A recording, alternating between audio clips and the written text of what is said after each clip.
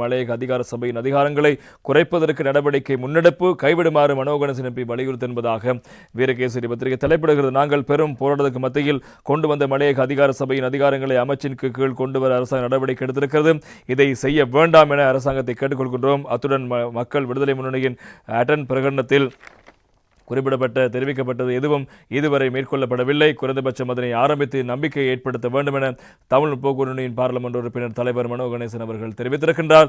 எனவே பாராளுமன்றத்தில் நேற்று இடம்பெற்ற விவாதத்தில் அவரும் கலந்து கொண்டு பல விடயங்களை சுட்டிக்காட்டி நாங்கள் அரசியல் ரீதியில் வேறுபட்டு அரசியல் செய்தாலும் இளைஞர்களாக ஒன்றுபட்டு செயற்படுவதன் மூலமே இந்த நாட்டை கட்டியெழுப்ப முடியும். அதற்கான சூழல் தற்போது எழுதியிருக்கிறது. அதனால் அதற்கு தேவையான நடவடிக்கைகள் அரசாங்கம் ஆரம்பித்து தொடர்பான நம்பிக்கை ஏற்படுத்த வேண்டும். அரசாங்கம் வாக்குறுதி அளித்தபடி புதிய அரசியலமைப்பு நடவடிக்கை ஆரம்பிக்கப்பட வேண்டும் என்பதாகவும் அவர் தெரிவிக்கிறார். மேலும் மலையக பெருந்தோட்ட மக்களின் வாழ்வாதார காணி வீட்டு உரிமை தொடர்பில் நாங்கள் பல நடவடிக்கைகளை ஏற்படுத்தியிருந்தோம். அந்த விடயங்களை அரசாங்கம் தொடர்ந்து முன்னெடுக்க வேண்டும். ஆனால் அவை அவ்வாறு எதையும் காணக்கூடியதாக இல்லை. நாங்கள் மலையகத்தில் பிரதேச சபைகளை கொண்டு வந்தோம், காணி உரிமைகளை பெற்றுக் கொடுத்தோம், வீடுகளை கட்டிக் கொடுத்தோம், இந்தியாவுடன் கலந்துரையாடி 10,000 வீடு திட்டத்தை கொண்டு வந்தோம், தனி வீடு திட்டம் என பல விடயங்களை செய்திருக்கிறோம். நாங்கள் முற்போக்கானவர்கள், எங்களை பிற்போக்கானவர்களுக்கு சேர்த்து பார்க்க வேண்டாம் என்பதாகவும் நேற்று தினம் மனோகணேசன் எம்பி அவர்கள் இவ்வாறு தன்னுடைய கருத்தையும் முன்வைத்திருந்தார். இதன்போது விஜய் தேரத் அவர்களும் இந்த விடயம் தொடர்பாக தன்னுடைய நிலைப்பாட்டையும் அறிவித்திருந்தார். இன்றைய வீரகேசரி பத்திரிகை தலைப்பிடுகிறது.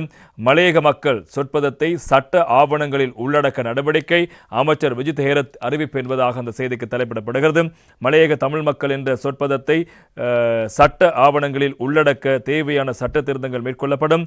சனத்தொகை கணக்கெடுப்பின் போதும் பிறப்புச் சான்றிதழ் மற்றும் மரண சான்றிதழ்கள் உள்ளிட்ட ஏனைய சான்றிதழ்களிலும் மலையக தமிழ் மக்கள் என்ற சொற்பதம் பயன்படுத்தப்படும். சகலின் ஒத்துழைப்போடும் எதிர்காலத்தில் இதனை செய்வோம் என வெளிவிவகாரத்துறை அமைச்சர் விஜய் தேரத் அவர்கள் தெரிவித்திருக்கின்றார். நேற்று அவர் விவாதத்தில் கலந்து உரையாற்றும் போதே இந்த விடயங்களை சுட்டிக்காட்டியிருக்கிறார்.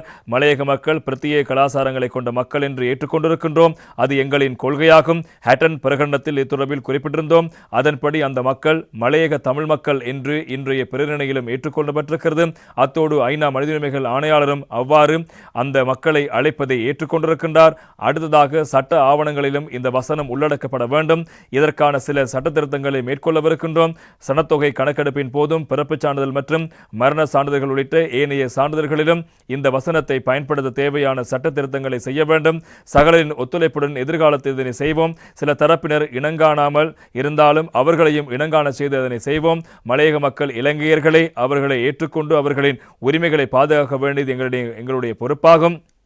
அவர்களுக்கென காணிகள் வீடுகள் இருக்க வேண்டும். அத்தோடு சிறந்த கல்வி மற்றும் போக்குவரத்து வசதிகள் வழங்கப்பட வேண்டும். அதன்படியே ஹட்டன் பிரகடனத்தை நாங்கள் முன்வைத்தோம்.